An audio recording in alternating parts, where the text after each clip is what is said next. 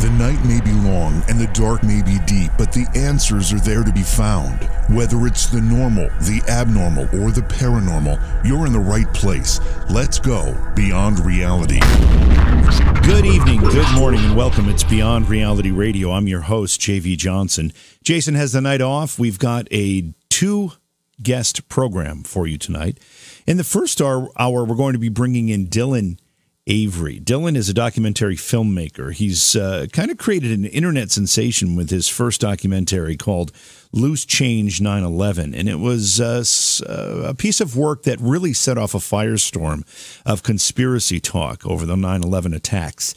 He gained a reputation as a very serious filmmaker from that particular work that was became viral on YouTube. He followed it up with a film called Black and Blue, and another one called A Field Full of Secrets. And he's got a new one out. I'm not even sure if it's out yet, called Magic Molecule. And we're going to be talking about all of that with Dylan in the first hour of the program. And then in the second hour of the program, Lee Austin, who is a returning guest to Beyond Reality Radio. He's been on before talking about his book, Morning Star's Tale, which also relates to flat Earth theory. And he has a new article out that's causing quite a stir in the flat Earth community that presents a side of this discussion that may or may not have been discussed before. And he'll be on in the second hour of the show to talk about that. Of course, we'll take your phone calls during that second hour as well. Hey, I don't know if you can notice this whole weekend thing that I had the fundraiser and played in all the bands, did all the singing and the screaming and the staying up too lating and all that stuff. My voice is still just gone. Thankfully, it's Wednesday. Tomorrow night is the last live show of the week, because Friday we do a best of. And we'll be bringing Lee Harris into the program. Lee is an energy healer. He'll give practical guidance, inspiration, and a clear blueprint for growth and change, including how to invoke the help of our spirit guides and angels. That's information that everybody can use at some point or another. So you can see we've got a lot of great stuff coming up. I want you to check out Scaricon.com if you're a fan of horror, sci-fi, or paranormal entertainment, television, or movies. Go check out that website, Scaricon.com. It's an event that's coming up June 7th through the 9th in Framingham, Massachusetts, just outside of Boston, at the Sheraton Hotel there. It's going to be a great weekend of a lot of fun. Because we have two guests, we're going to get right into it here. So I'm going to take a break. We'll come back and bring Dylan Avery, and he'll be our first guest tonight. We'll talk about his documentary films, including Loose Change, Black and Blue, and the new one, Magic Molecule. That's all ahead. Hey, it's JV here. You know I've asked for your support in the past, and I'm going to do it again because it's really, really important. And there are a couple of ways you can support the show, and it's so inexpensive. Now, you can go to Patreon, and you can become a Patreon supporter, and we really, really encourage that. But there's also another way. If you look at the description of the podcast, if you're a podcast listener, and you scroll down to the bottom, there's a way to support the show directly through the podcast app. And it's only 99 cents a month. It's less than $1. You probably have that change in your couch right now. That $1 a month, less than $1, goes a long way in helping us produce this program, provide great interviews for you during the course of the week. I thank you in advance because the support is so important to the program.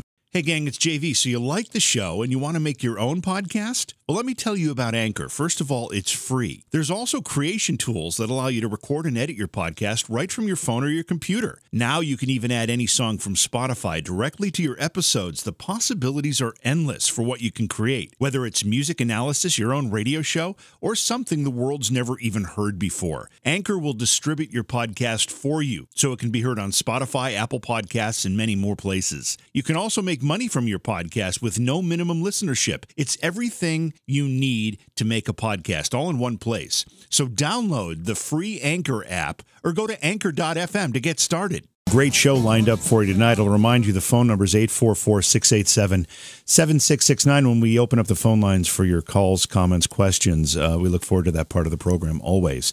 We have two guests on tonight. Later in the program, Lee Austin will join us to talk about a new idea that he has in relationship to the theory that the Earth is actually not a sphere spinning through space. It's actually flat, part of an enclosed system. There are other parts to that theory that vary from person to person, but Lee has an idea that he wants to discuss with us. He's written an article about it, and we'll bring him in the second hour of the show. The first hour of tonight's program, we've got Dylan Avery joining us. Dylan is a documentary filmmaker. His website is IamDylanAvery.com. His films include Loose Change, Black and Blue, and he's got a new one that's out called Magic Molecule. And Dylan, welcome to Beyond Reality Radio. It's an honor, pleasure to have you here. Thank you, sir. Thanks for having me. All right, so the first thing I need to get out of the way is I just found out from my assistant producer, Orion, that you are actually someone who grew up in my hometown of Oneonta, New York. Yes, sir. That's pretty exciting stuff. I don't usually get a fellow Oneontan on this program, so that's kind of neat. How long were you there? I mean, was it your whole childhood or what? Pretty much. I was born in Leesburg, Virginia, and then we moved to Franklin when I was about 3 or 4. Spent a little bit of time in Franklin, and then when I was in 6th grade, we moved to Oneonta. I stayed there until I was 19 or 20, and then moved down to D.C. for a couple years, moved back to New York, and then in 2008, I moved to L.A. So I spent a good chunk of my life in upstate New York. There was a time when I would have said most, but I've now been in California for 10 years, so it kind of throws off that math a little bit. So as we get into talking about your career here, how much of any of your work can you source back to your days in Oneonta? Not as far as subject matter per se, but just maybe influence. Influence? I'm not so sure about that. I mean, the so one none? thing I can say...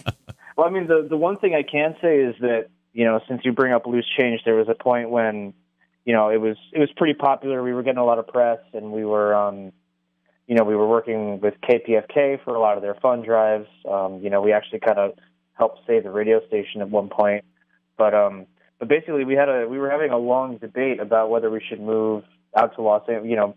Not even whether we should, but rather that we should move out to Los Angeles. And we were talking about packing up a trailer and where we could move to and all this. And then, Corey, my best friend and kind of partner in the Loose Change thing, he had just gotten out of the Army, so he went back to Oneonta just to kind of make a trip back home.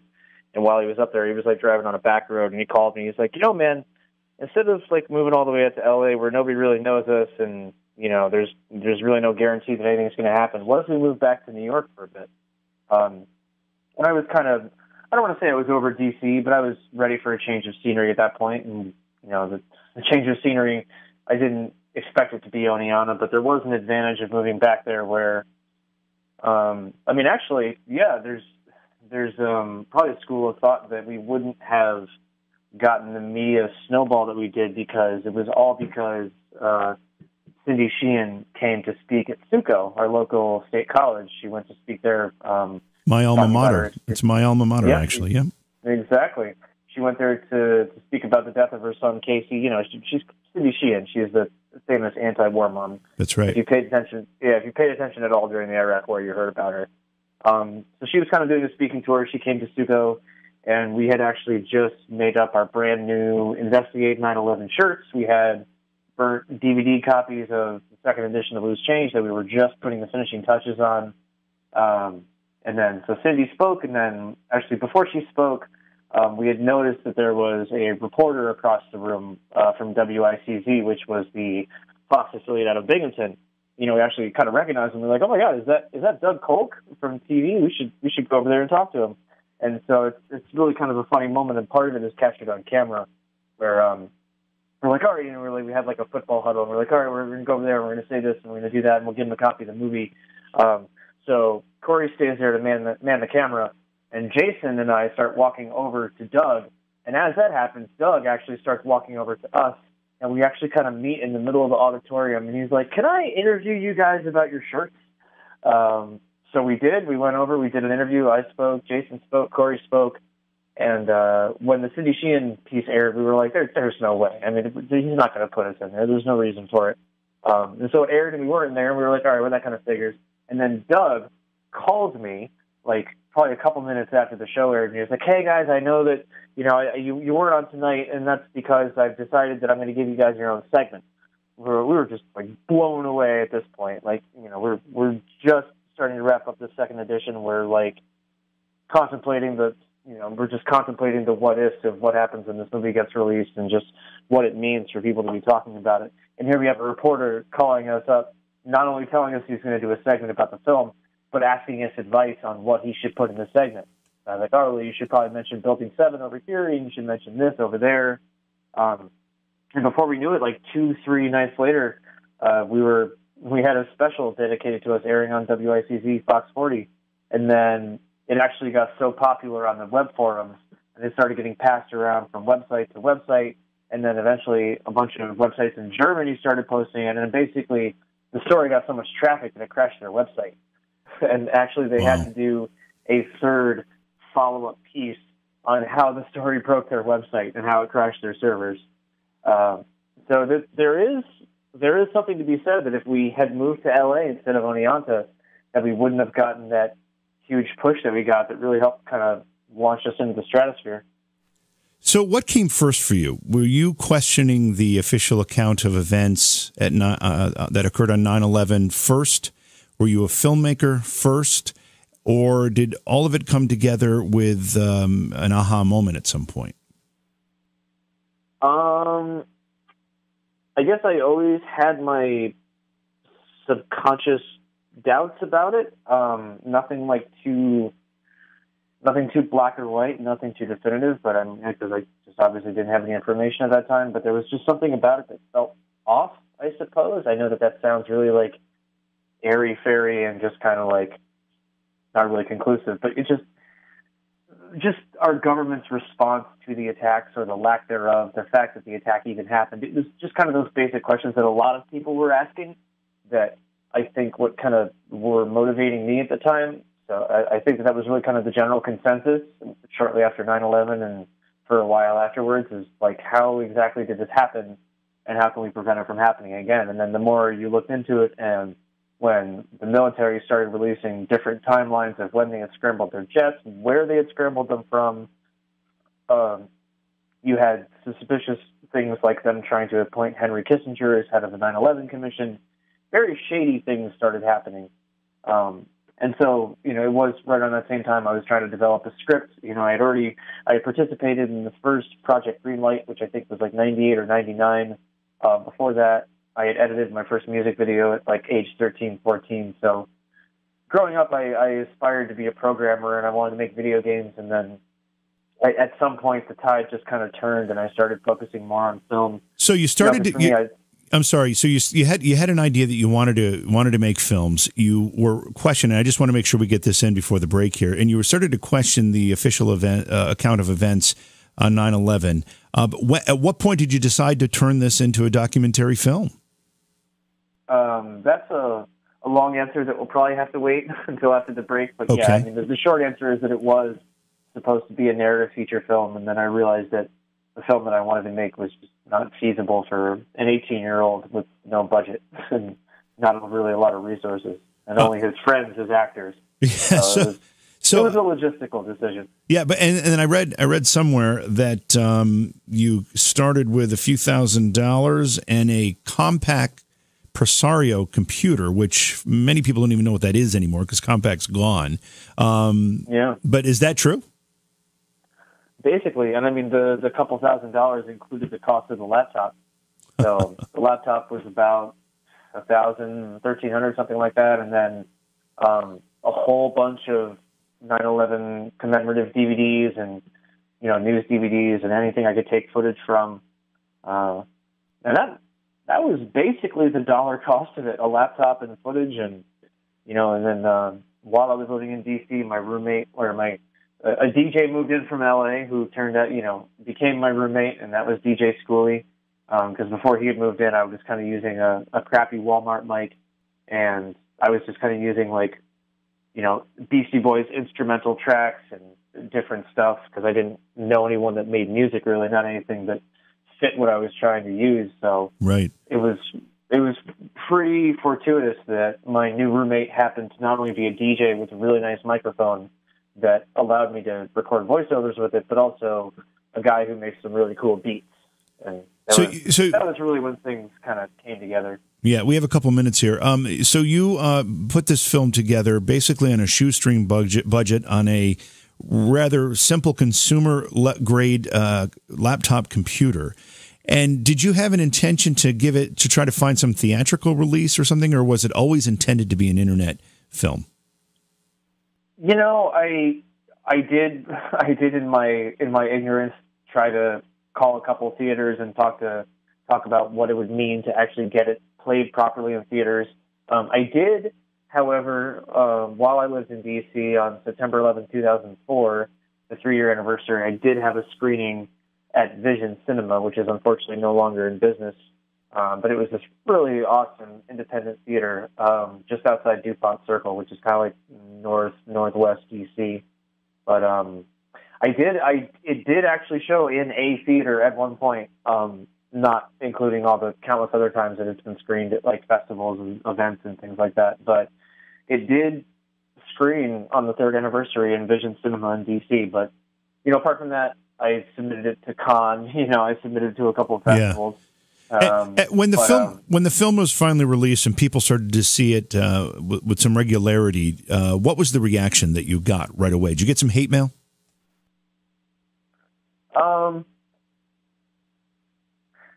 In the beginning, it was really, I don't want to say kind of in for it, but a lot of the first edition, a lot of people that were watching it were already kind of on board. Right. You know, it was pretty popular in the Let's Roll 911 forums. It was popular in a couple of sites. So it was really, I don't want to say it was preaching to the choir, but a lot of the first edition was people who were already aware of it and were just kind of pursuing new. Yeah, they're looking for more information to support their ideas. That's pretty common. Yeah, that's pretty common. Yeah. So that was basically it. It was only after the 2nd edition came out and went supernova that, you know, we started getting all different kinds of lovely email from people. But I mean, at the end of the day, I think what's very interesting is that a lot of that hate mail, I mean, I don't want to say all of it because that's too definitive. And it's not true because there were a couple, but 99% of the hate mail we got was from people who just didn't agree with us and didn't like what we had to say, which is fine. Mm-hmm. But when you compare that to the volume of people who were affected by 9/11 that contacted us, whether they were just there that day walking by the towers and they saw what happened, or they were a 9/11 family member, like the sister of the pilot of Flight 93, she emailed us at one point because at one point we were like, all right, well, we need to take whatever money we are making and we need to give back somehow. You know, we need to show that we're in this for the right reasons. And around that same time, we started getting emails from people who were like, hey, I've heard about your movie. I kind of have my own questions about what happened that day. I lost my brother here, or, you know, my father there. And I've heard a lot about your movie, so I was just wondering, you know, most people like offered to pay for a copy. We were like, no, we'll just mail you one. Like, give us your address, because we had these spindles of DVDs made up that weren't in cases, just, you know, screen printed, you know, professionally pressed, but just, you know, single DVDs ready to hand out at rallies or to mail out to people. So that was a big thing. I mean, you could go to the Internet Archive and go look at old copies of our website, and you'd see a giant banner on the top that says, "We will gladly send a free DVD to anyone that was affected by September 11th." All right, so we got to jump to break here quickly. We'll be back with more of our conversation with Dylan Avery. It's Beyond Reality Radio. Please support the program. Go to patreon.com/Johhaw. That's JOHAW. One of the things that is very important to mention, because tonight's topics, both with our current guest, Dylan Avery, who is a documentary filmmaker and has a film called Loose Change 9/11 that talks about conspiracy theories or ideas that have been talked about by a lot of people that the official account of the 9/11 events are not the true account. We like to talk about things that are controversial on this program. We think it's important to hear all sides of every discussion. And we're going to do that not only with this discussion with Dylan, but we're also going to do that with Lee Austin later in the program. And we've got some more topics like that coming up on the show because we think a good debate is healthy, and it also opens eyes and minds and doors sometimes. So, again, we're talking with Dylan Avery. He's a documentary filmmaker. Dylan, I don't want to spend the whole time talking about Loose Change because we don't have you for very long tonight. But I do want to get a sense of... I thought I was coming on to talk about my CBD documentary. Yeah, the 9/11 thing was a bit of a curveball. Yeah, well, I'm sorry to do that to you. It's just I'm so curious about it. But I don't want to belabor it, but I'm just curious as to at what point from what I understand, your documentary was kind of blazing the trail of a lot of these ideas, and a lot of people refer to it when they talk about how they became curious about this particular topic. Did you recognize that you had that kind of powder keg on your hands when you made the film? When I made the first edition, I mean, it definitely got a lot of positive feedback, and a lot of people had even said, like, this is, because they were, the documentaries about the topic were, I don't want to say kind of few and far between, but I mean, it was basically Alex Jones and, whoever, a few other people that were making their films. And even when a specific one, In Plain Sight, came out and everyone started raving about that, I was like, oh, well, man, I don't know, like, maybe I got beat to the punch, maybe someone already made the definitive piece on this, but, I'd already put so much into it, I wasn't about to give up. But I mean, to a much larger extent, when Fahrenheit 9/11 came out, and specifically, not even really on a personal scale, but when that film came out and the press started making a big deal about Bush sitting at Booker Elementary and like, oh, well, Michael Moore found this exclusive footage and it shows this and that. And it's like, okay, but the 9/11 movement has had that footage for a couple of years now, and we've been talking about it for years. But now suddenly, because Michael Moore puts it in his documentary, it's like okay to talk about it. I don't want to say it's okay, but it's like, oh, well. So they take notice all of a sudden, yeah. Yeah, so all of a sudden they're noticing this thing that we've been talking about for years at that point. So things like that, it definitely caused me to be like, oh, well, I don't know, like, maybe no one's really going to care about this when it comes out. And so, it started getting the pretty positive reactions to the first edition, and that was great. And, even the second edition, when we were finishing it up and we were showing it to a couple people, they were like, yeah, this is, a lot of the changes you made are really good. Like, this is definitely going to do really well. But I mean, the idea was never for it to really do well and for it to be this giant cultural phenomenon. Like, I literally was just making something because I was sick of trying to explain my thoughts to people. It was hard to try and distill everything that I felt I knew at the time down to a conversation. So it was much easier for me to distill it all down to a film. Yeah. And hand it to someone and be like, hey, just, take this home and watch it when you have some spare time. And, and that way, they watch it on their own terms and on their own time. They're not feeling pressured. You're not asking them about it at lunch break, at work when they're just trying to relax. It allows them to digest it on their own terms and in their own time. Which I think was kind of helpful because, again, I'm not the kind of person that likes to go around like lecturing people or like, oh, well, you should. If it comes up in conversation, I'll talk about it. But I definitely didn't want to be the guy that talks about 9/11, and I hate. I was going to say the conspiracy guy, but I really hate hearing 9/11 associated with conspiracy theories because a lot of the questions that have been asked and a lot of the issues that have been raised by people who were there on that day. The Jersey Girls, the Family Steering Committee. I mean, we wouldn't have even gotten the botched 9/11 commission that we did get if it weren't for the family members speaking out and saying, hey, there's a lot of things about this that don't really add up, and we kind of want you to do something about that. So, I mean, by and large, I think the movement exists because, a lot of the people that were there that day and a lot of people that lost someone that day have a lot of questions of their own. And I think a lot of them were starting to feel kind of helpless when the commission did form, and it was turning up to be a whitewash. These are people that I've personally spoken to who were like, I didn't really want to believe that there was anything suspicious about 9/11, and I went, I heard the 9/11 commission was coming to town, and I went and I listened to the hearings, and I left even more disappointed than I was when I went there. A lot of people, myself included, were hoping that the 9/11 Commission was going to have answers to some basic questions about that day, and they didn't. The 9/11 Commission's stated purpose was that they were not going to assign blame, that they were not there to get anyone fired, that they weren't there to get anyone in trouble. And I'm sorry, but that's just unacceptable. Like, you had 3,000 people die in broad daylight, and to tell me that no one's going to be held accountable, like you're not going to assign blame, like blame needs to be assigned. Like that's why you're here right now, is to assign blame.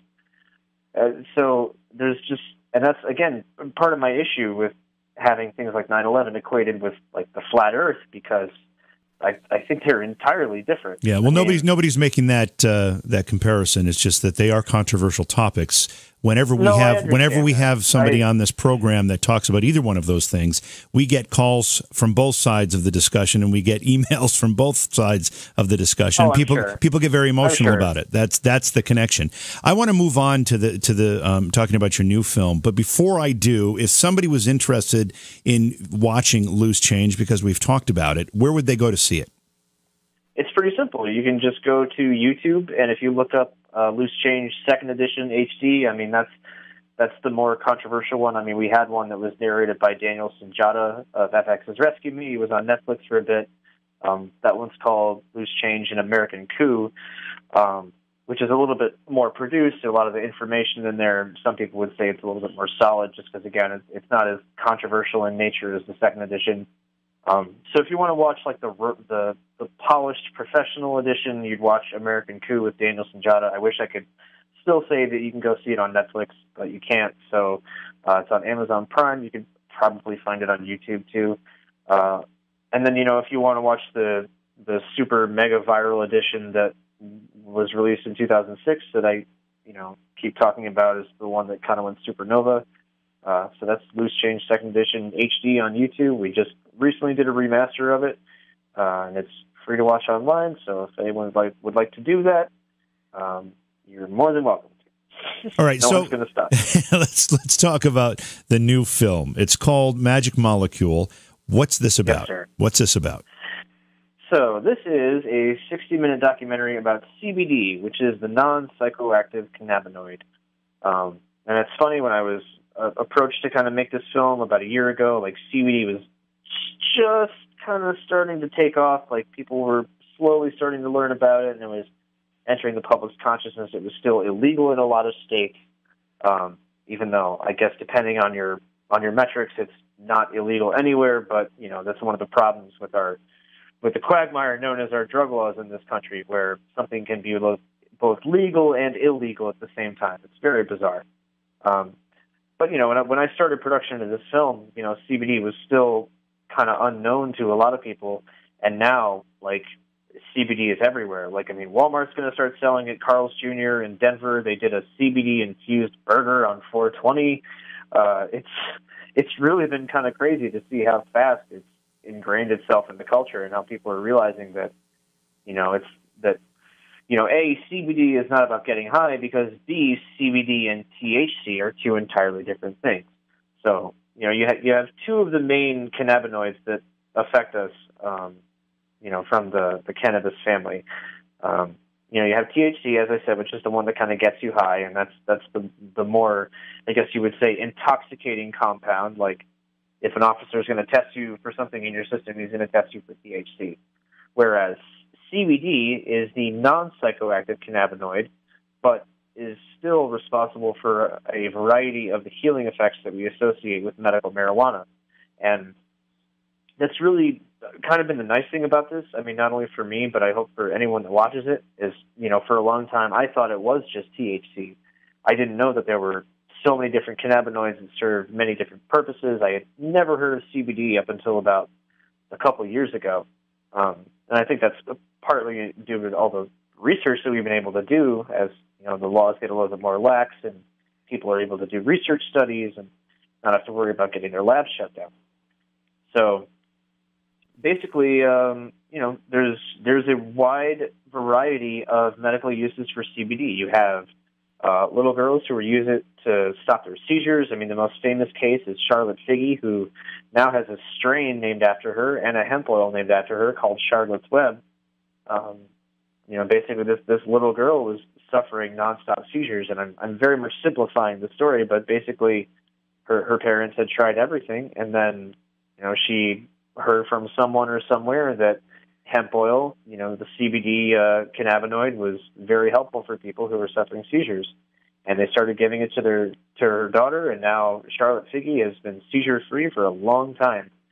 And you not only have that, but you also have Jayla Jerger, who is another 2-year-old girl that is actually featured in the documentary, and her parents went through a very similar thing where they had all these pharmaceuticals being pushed on them. You know, the Child Protective Services not only wanted her to take Keppra, which hadn't even been tested on a girl Jayla's age, so they didn't even know if it was safe for her. They wanted her to take that, you know, every day, and they also wanted to do a biweekly blood draw. So they not only wanted to force this medicine on this girl that hadn't even been tested properly, they wanted her to go get her blood drawn every 2 weeks to prove that she was taking it. And, I mean, we have video of one of these first and only visits that they went for the blood draw, and, I mean, Jayla is just screaming bloody murder the whole time. So, and you compare that and the videos of her, like, shaking and freaking out and pushing the Keppra away, you compare that to the video of her gladly taking Charlotte's Web, like they put the dropper in her mouth and she kind of sucks on it like it's candy. Like, it's crazy compared to how she reacts to the Keppra. So it's, you know, that's just one example. You have another woman, Margaret. I want to ask a couple follow-up questions to what you've already said. Please. I'm not particularly well informed when it comes to the debate, at least the details of the debate over medical marijuana and its uses. And I just know that it exists. And I know that a lot of people sing the praises very highly. Are you saying that the CBD is the component that is responsible for those benefits, or is it just one of the components that's responsible for those medical benefits? CBD is the main component that is responsible for those benefits. Again, like, there's some people that claim that CBD isn't as effective for them as it is when they combine it with THC. Mm-hmm. But by and large, you know, there's several different cannabinoids, because there's hemp and there's marijuana. Hemp traditionally produces the CBD compound, and marijuana typically produces the THC compound. They're both members of the cannabis family, but they're two entirely different strains of the family. I don't want to say strains, but, you know, they're right. They're two sides of the same coin, I guess, even though those two sides are vastly different. But yeah, so CBD is the non-psychoactive cannabinoid that can mostly be extracted from hemp plants, and that is, you know, I don't want to say largely, but I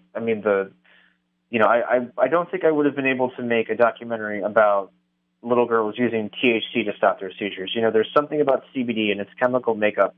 Not only that, there's the fact that we are not the only animals that have cannabinoid receptors. All mammals, as far as I know, have cannabinoid receptors. So technically, all animals are born and built with the ability to ingest cannabis in both of its forms, whether it be marijuana or hemp. So it's very interesting. Yeah, it is. That we have those receptors in our body. Yeah, it is interesting. Now, does the film Magic Molecule offer, and because you just did, examples of how CBD actually can help from a medical perspective? Oh yes, all these people I've mentioned are all interviews in the film, and there's several others that I had yet to even mention. Dylan Avery is our guest. His website is iamdylanavery.com. He's a documentary filmmaker responsible for films such as Loose Change, 9/11, Black and Blue, and the one we're talking about right now, Magic Molecule. Dylan, in your research for this particular film, we've got about 3 minutes in this segment. In your research for this film, you must have talked about, or at least listened to people talking about, the reasons it's been so difficult to get medical marijuana of any form passed nationally in all 50 states. What do you see as the major hurdles that are still preventing that? Well, it's interesting because one of the people that I actually have an interview with in the film is Eric Sterling. He worked in the House of Representatives for several major drug legislations under the Reagan administration, and he ironically is now, and actually was at the time, a marijuana reform activist. But as he so eloquently puts it, lawyers don't always have the luxury of following their heart. So it was only after that he left his work with Congress that he was able to start activism work. pushing for legalization and reform of marijuana laws. There's actually a segment in the film where he does talk about how to solve this situation. And the main conclusion is that rescheduling marijuana is not going to cut it, like scheduling it down to 2 or 3. Like, it has to be completely descheduled. Like, marijuana needs to be regulated, both from a legal and a financial perspective, the same as alcohol. Like, they need to be on the same page, and I think that is the point that we're approaching. It's obviously not happening as fast as people would like, but you have Bill 420 that was introduced this year. You have several states pushing for, if not recreational, then at least medical. And I think that CBD has played a large part in turning that tide, because people are realizing that it is not just about people that want to get high, and that there is a lot about the cannabis plant family that we are still figuring out and still trying to understand. So I think there's hope. And, even in my private circles, I've kind of said to people that I see potential full legalization across the board by or in 2020. That's certainly what I'd like to see. I don't know if it'll actually happen, but with the speed at which things are moving, you have a number of states coming back with the amount of tax revenue that they're pulling in from marijuana sales. I think Massachusetts just released their numbers.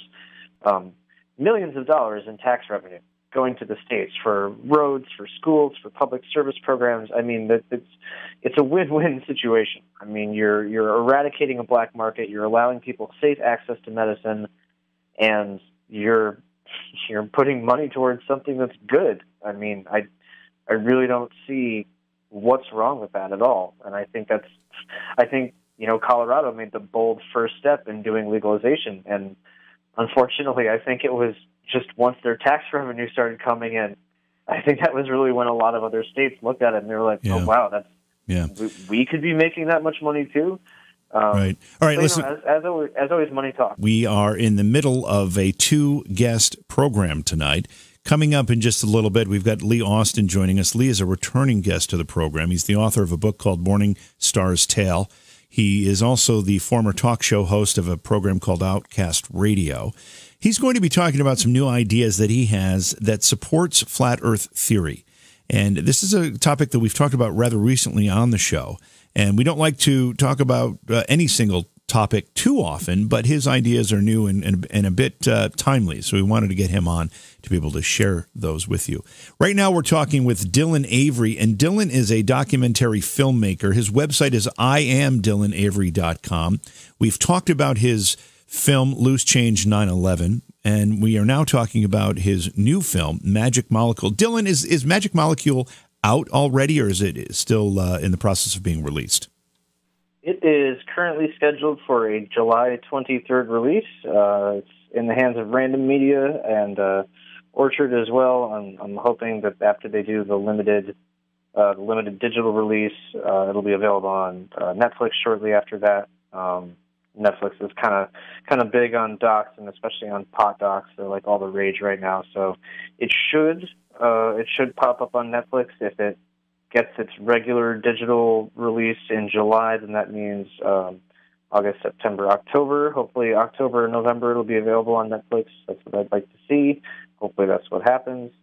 I have to have a call with the distributor in about a week or so to talk about marketing and what their plans are and what I think they should do. And it's going to be interesting. The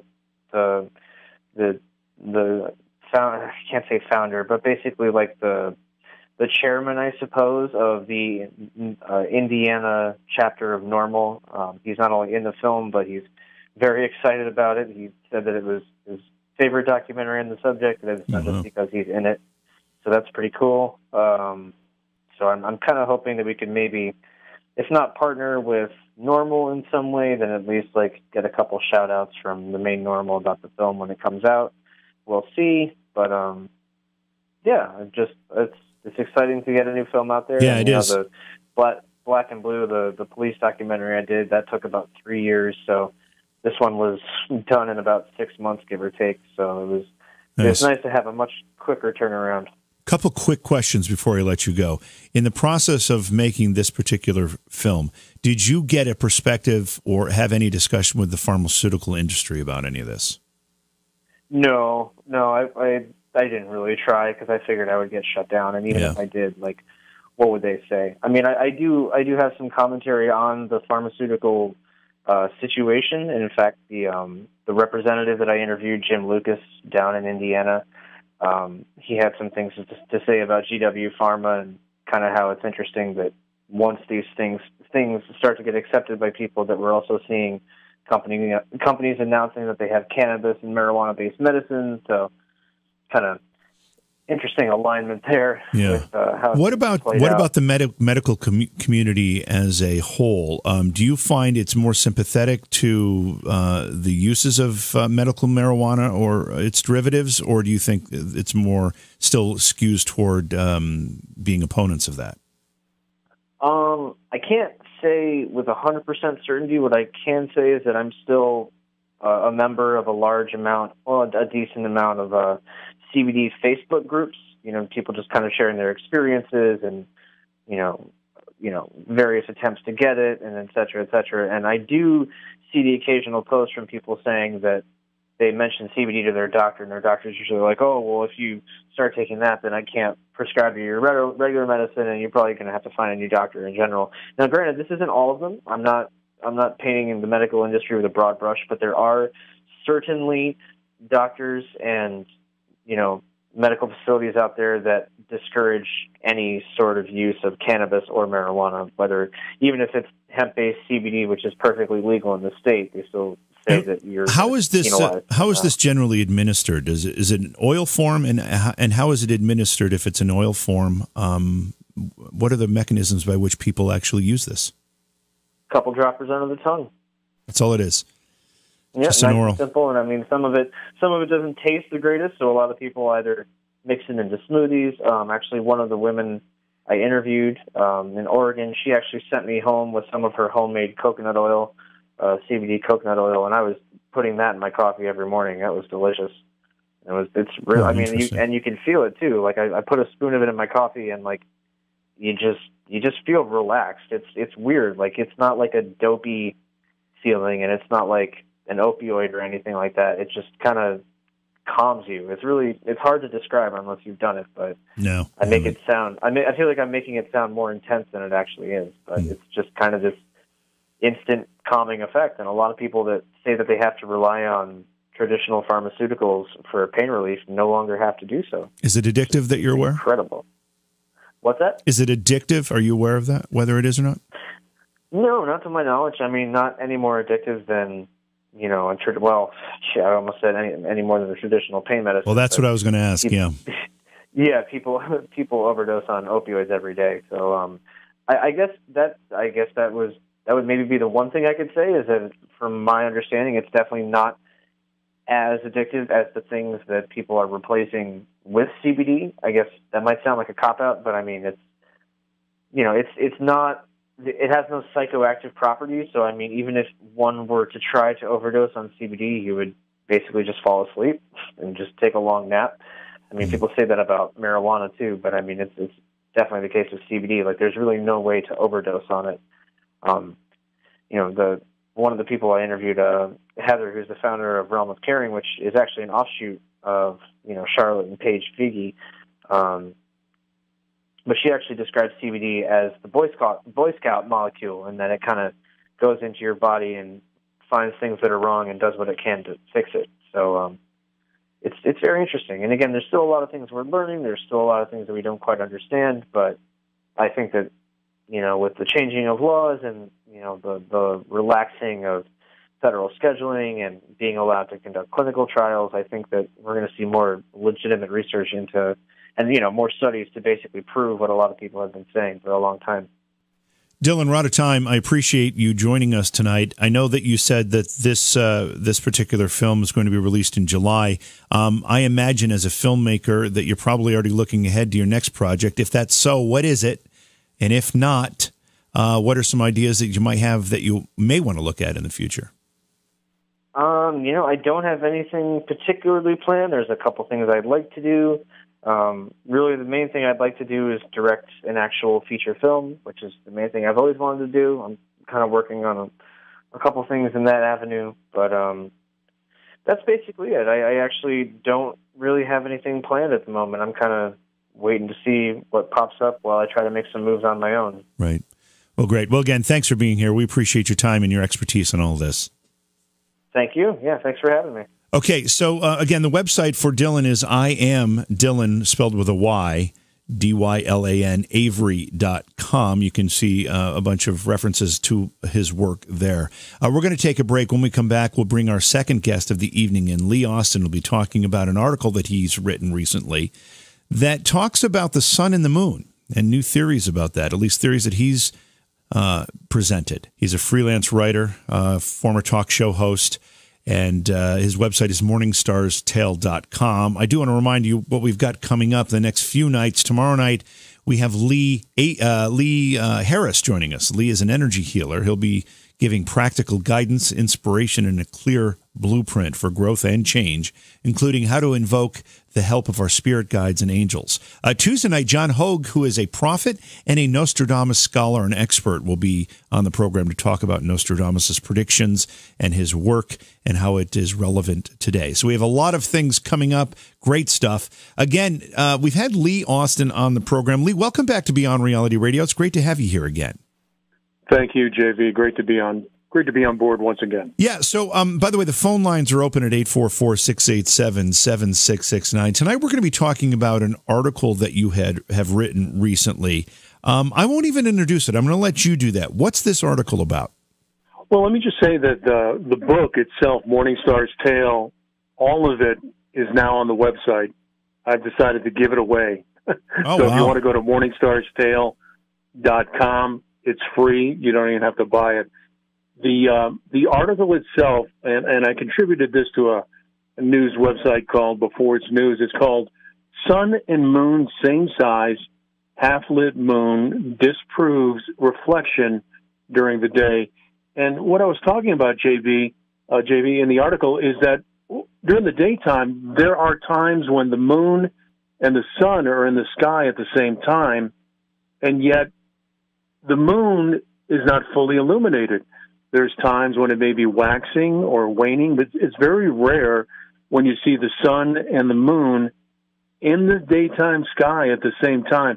And that, to me, proves that the moon is generating its own unique light, and it's a cold light. And in fact, according to the book of Enoch, the sun pours its sunlight into the moon, and the moon actually projects its own unique cold light. And it was something I never even really paid attention to until after I wrote the book. It was a couple months ago. I was just staring at the daytime sky, and I thought to myself, the signs are in the sky that prove the Earth is flat.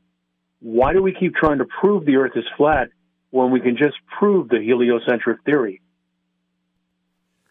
Did I hear this correctly? Did you say the book of Enoch talks about the moon generating its own light?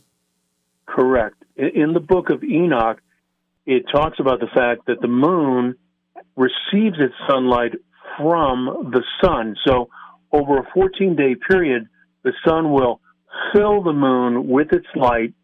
It becomes a full moon, and then over the next 14 days, as it's waning, it extinguishes itself. And when I read that the first time, I thought it was insane, but the more I've gone down the rabbit hole, for example, NASA says the moon is 400 times smaller than the sun and is 400 times away from the sun in distance, and that's the reason why the moon and the sun appear to be the same size. Yet in the book of Enoch, it states that the sun and the moon are the same size and that the sun pours its light into the moon over a 14-day period, and the moon actually projects its own light.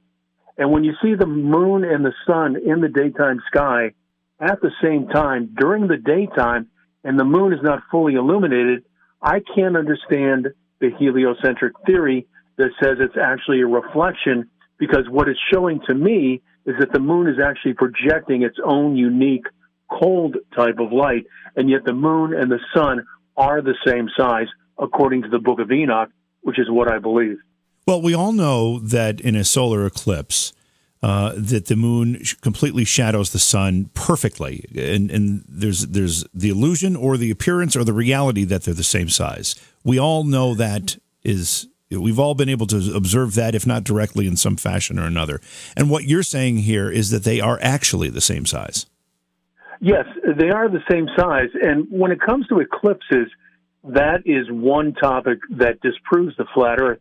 But there's another belief I've developed in the last 6 months that, in fact, that is not the Earth's shadow, but it is, in fact, going through a magnetic field that is generating from the center of the flat Earth. I'm becoming a proponent now of not just the flat Earth, but also the hollow Earth. And as we dialogue, you'll get the impression that I don't have all of my ducks in a row, and I don't, because this is continual research. Yeah. And as I go further down, I'm learning that I really don't know anything about the flat Earth. I'm beginning to believe not only is it flat, but it's actually hollow, and that there's a whole other conspiracy, if you will, at the North Pole. I believe there's a vortex there, and that leads to center Earth. And I'm becoming a proponent of the hollow Earth, and from the hollow Earth transmits the black sun, and the black sun is responsible for the northern lights, and perhaps, maybe, just perhaps, the magnetic field comes into play during the eclipse, and it's not really the shadow of the Earth we see on the moon, but in fact, perhaps it is the sunlight transposing itself through the magnetic field, which is generated from the black sun in the middle of the Earth. And I know what I just said sounds insane, but this entire topic is insane. Yeah, and we have about a minute here before we have to take a break, but someone in our chat room made a comment saying, I don't know of any planets that are flat. Now, what we're talking about here is we're throwing this whole model that we've all grown up being told is the truth, that we have a bunch of planets, they're all spherical, and they're all orbiting the sun. I mean, that whole thing has to be thrown out to understand what you're talking about here, right? Absolutely. And in the Book of Enoch, he talks about the fact that there are no planets, there are no stars, there are, in fact, what are called luminaries, and they're the result of light bursts. And we can get into what Tesla talked about, the electric universe, as opposed to the gravitational theory of Einstein. And if you want, we can get into that in the next segment, because the illusion of planets and the illusion of stars is center to the foundation of the flat Earth theory.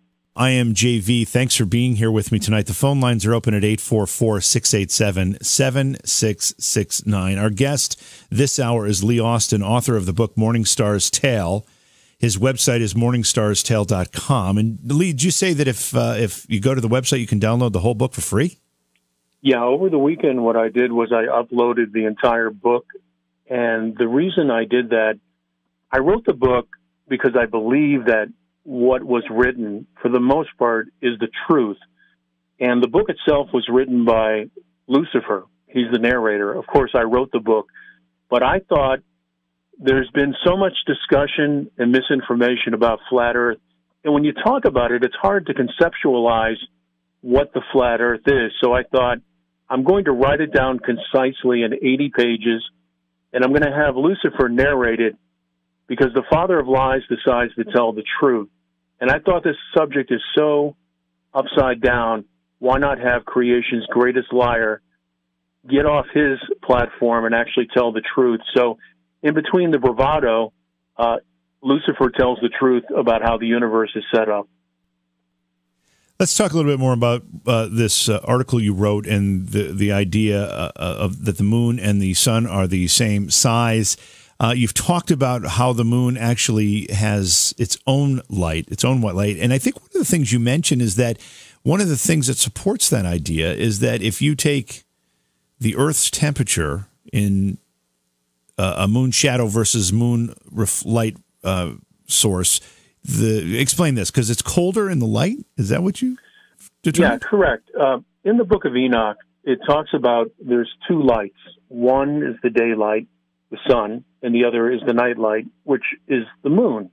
And because the sun transfers or pours in its light into the moon over a 14-day period, the sun loses 1/7 of its light over that period. But the moon absorbs, if you will, that sunlight and then projects it out. But it projects out a unique, colder light. And you're right. If you go out during a full moon in the nighttime and you have a thermometer, temperature gauge, and you put it in direct moonlight, it will be colder than when you move the gauge into the shadow of the dark. So indeed, the moon does project its own kind of cold light. And the one hindrance I've had on this particular theory, and I don't believe it to be a theory, I believe it to be the truth, is looking at the moon, it's hard to believe that it's a light. But this is how I think of it, as a pitted light bulb. When you think of the moon as a light bulb with pits in it, craters, then it's easier to understand, because in the article I say the moon is a hollow, flat, translucent, crystalline, self-illuminating disk, one that generates its own type of unique cold light. And during the full moon circle, the luminaries, which we can get into in a moment, the stars and the planets, can actually be seen shining through the moon's disk, confirming its translucent composition. So not only does the moon project its own type of light, but you can actually see the stars and the planets during different periods of time shining through the moon, which also adds more evidence to the fact that this is not what we think it is. And the reason I don't believe man never landed on the moon is not because you can't get there, because the moon is on the other side of the dome. In other words, it's only, according to the book, about 3,500 miles away. We can get to the moon. The problem is we can't land on the moon because the moon is not terra firma. It is not land. It is, I don't know exactly what it is, but we can't land on it because it's a translucent, crystalline surface.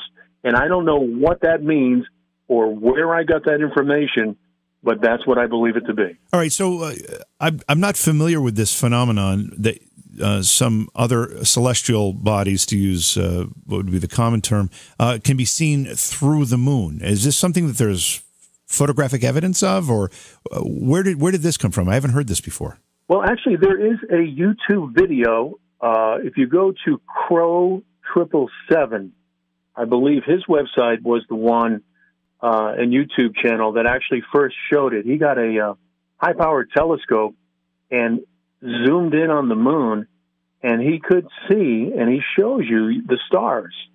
And to get to that next point, we were talking about the fiction of planets. Did you want to delve into that? Yeah, sure. Yeah, let's do that. Okay, this is from the book Morning Star's Tale. And again, it's narrated by Lucifer, so he's a little arrogant. Here's what he says about the planets. Another deception is the fiction of planets. Millions of spinning balls rotating around millions of burning star balls. Actually, the planets and stars are a collective habitation of angelic beings known as luminaries and stones of fire, flickering, sentient, intelligent orbs contained within the sea firmament dome. If you want to see extraterrestrial beings, look up into the night sky. The function of these interdimensional luminaries are to glorify my name. He would tell you otherwise, just one of our many disagreements. I was the first stone of fire to be cast down from the fifth dimension of the third heaven. And by the way, as a side note, Lucifer talks about the fact that there are, in fact, 10 dimensions or 10 heavens. And actually, that does line up with string theory. I believe string theory is not a theory. It is actually reality, that we are all the result of vibrations. And the same is true with the planets and the stars. They are the results of flickering lights.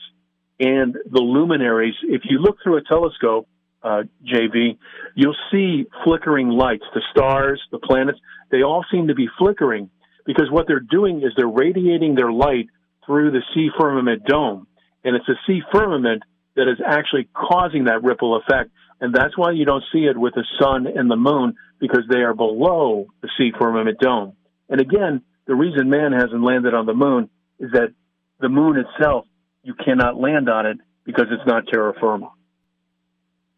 I know it's a lot, but we have a short period of time. Yeah. I want to get into tides, too, because one of the things that you reference is the tidal activity and how that is also curious in this whole discussion. Absolutely. And again, this ties into the hollow earth theory, of which I'm becoming a believer. I'm not there yet. It was like flat earth. It took me about a year and a half. But the idea with the tides is that the flat earth resides on this bosom, and it flotates. And I know that probably is not the correct phrasing, but it's late night. But essentially the way the tides work is you have this vortex where the North Pole is. And apparently the way it works is that the earth, even though it's flat, will go back and forth, and it's all structured. It's all organized like the sun, the days and the hours of the moon, and the sunset, all of that. I believe the great architect controls all of it. But because of the floating bosom of the earth and this vortex at the North Pole, apparently the water goes in and out depending on whether it's a high tide or a low tide. And when people say, that's insane, I get it. But explain this to me. Why is it that there is no low tide and high tide in the Great Lakes region, the greatest body of fresh water on the planet? And the reason is because the Great Lakes are not directly connected to the ocean.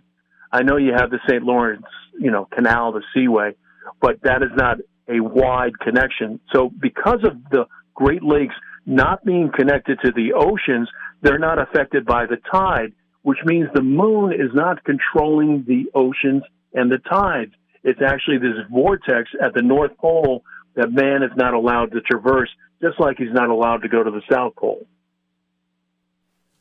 As you put all this together and you start looking at these ideas, some people would say to you, how can we prove or disprove that there's a dome involved here? How can we prove or disprove any of this? And there's a lot of other evidence that comes to play when people say, if I stand at a certain point on the earth, I can see the curvature over distances. I mean, there's a lot of stuff here that has to be overcome to accept some of the things that you're talking about.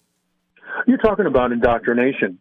You remember, JV, the first time you went to school, one of the first things you saw was a globe. And we have been told from day one that the earth is round, and it certainly looks like it is. But is it? When you see the sun moving in the sky, we're told that the earth is rotating. But is it? The more I try to prove the flat earth, the more I just want to talk about the heliocentric theory. The idea that we're moving at 1,000 miles an hour right now. Right now, even though you're in New York and I'm down in Florida, we're both moving at 1,000 miles an hour. And at the same time, we're moving at 66,000 miles per hour around the sun. And at the same time, the Milky Way is expanding at about 2 million miles per hour. The moon is 400 times smaller than the sun, yet 400 times away from the sun. I just don't have that kind of faith to believe in the heliocentric theory, which pulls me towards the geocentric theory. And it took me over a year to come to these beliefs, and I don't expect to convince anyone tonight. The only reason I wrote the book was to get people to think for themselves and stop relying on the spoon-fed reality, the lies we've been fed our whole life. I do believe we live on a flat earth. And I do believe if you try to disprove it, you'll become a believer, because that's exactly what I did. And if you don't think this theory is insane, you're not sane, because everyone who has ever investigated the flat earth has from the outset said, this is insane, and I'm going to disprove it. And that's my challenge to the listener tonight. Disprove it. Find out for yourself. For God's sake, don't believe me. Do your own homework. That's a really important point. I know, and I'm sure you're familiar with the work of Mark Sargent. He was on the program not long ago. And when I asked him that question, how did you come to these views? He said, well, he set out to disprove this idea. And the more he looked at it, the more convinced that there was no disproving it because it was the reality. That seems to be the common thread through a lot of folks, at least that we've had on this program talking about this. What really proves it for me, JV, is just getting quiet and going to a quiet place outside. During the daytime, I see the sun moving in the sky because I believe the sun is moving in the sky. In the nighttime, I see the moon moving in the sky because I believe the moon is moving in the sky. And when I step outside and I don't feel any movement, I don't believe we're moving. And when I see the stars rotate around Polaris, the North Pole, that also says to me we're not moving. There's so many things that say we're not moving as opposed to we are moving, that if I'm just willing to put my disbelief on hold for a little while and open myself up to other ideas, maybe we've all been lied to. And this gets into the hollow earth. I'm not a believer in the hollow earth, but I'm going to pursue it like I did the flat earth. Maybe it is true. And if it is, it adds another layer of insanity and perhaps another layer of lies that we've been told our entire life about where we live. And for me, JV, the hardest thing to believe is the sea firmament dome, that in fact there is an ocean, a greater sea, as Enoch said in the book of Enoch, above us in the fourth dimension. We live in the first heaven of the third dimension, and above that sea firmament dome is the fourth dimension of the second heaven, and that's where the luminaries, the stars, and the planets are. And then you have the third heaven, and then there's 7 more heavens. So by reading the book of Enoch and some of the other extra-biblical texts that have been thrown out and called heresy, I've actually grown to believe in God more than I did before I started this investigation, because everything points to intelligent design. It has to be intelligent design, and I think that's what they're hiding. Ultimately, that was going to be the fact that there's a great architect who built this place, and we can't explain it. Yeah, Lee, that was my next question, because it's one that everybody asks. Why the deception? Why is it so important for, whether it's a scientific community, whether it's governments, whomever it is that's leading this deception, to do so? It would take a lot of people and a lot of planning and a lot of work to create this deception. Why do it? Kissinger said, power is the ultimate aphrodisiac. Neo in the Matrix asked the Oracle, what do they want? And she said, what do all men want? Power, control. If it was revealed that the earth was flat and that we lived under a sea firmament dome, atheists would have to say, obviously, if there's intelligent design, right, who built this place? And all of a sudden, those people that run the world no longer have the control they had. We're going to run out of time here. I have to ask this question, because if the atheists are afraid of the truth, this version of the truth, and they are afraid of admitting there is an intelligent design, therefore a creator, it seems to me if they were trying to hide that, and they would be paying the ultimate price, because all those things we were told about a God and the afterlife would be denied to them. So it seems like they'd want to jump on board and not hide that. It's kind of a weird paradox. It is, and the greatest paradox is the relationship between Christians and astrophysicists. I'm a Christian, but most Christians don't believe in the flat Earth theory, and it's interesting to me that a Christian will say, well, of course man didn't evolve from an ape. That's evolution, and that's blasphemy. But by the same token, they'll go, of course I believe in the heliocentric theory, that we revolve around a burning ball because the evolutionists told us so. Well, are you going to believe some of what they say, all of what they say, none of what they say? It's interesting. The greatest bedfellows are Christians and astrophysicists. This is a topic that's not going to be resolved anytime soon. Lee, again, thank you for joining us with another perspective on this. Your website is morningstarstale.com. Where else would you like to send folks to find out more about your work? Well, they can purchase the book at Amazon or Barnes & Noble. But again, if you just go to morningstarstale.com, I've uploaded the book because I made the decision. I just want people to read it, pass it on, and figure it out for yourself. There's no hidden agenda. I'm giving the book away at this point because I want people to begin their own journey for truth. All right. Well, thanks for being with us again, Lee. It's always a pleasure to have you on the show. Thank you, JV. Have a great night. Always interesting to see how blood gets boiling when we talk about topics like flat Earth or even 9/11 conspiracies. And again, I just say that we like to present all sides. We hear all arguments. We let people offer their evidence, their ideas, and everybody can go away and make up their own minds. That's what it's about. But we certainly don't need to be disrespectful to anyone. That doesn't prove anything, and it certainly doesn't help our relationships with our fellow man.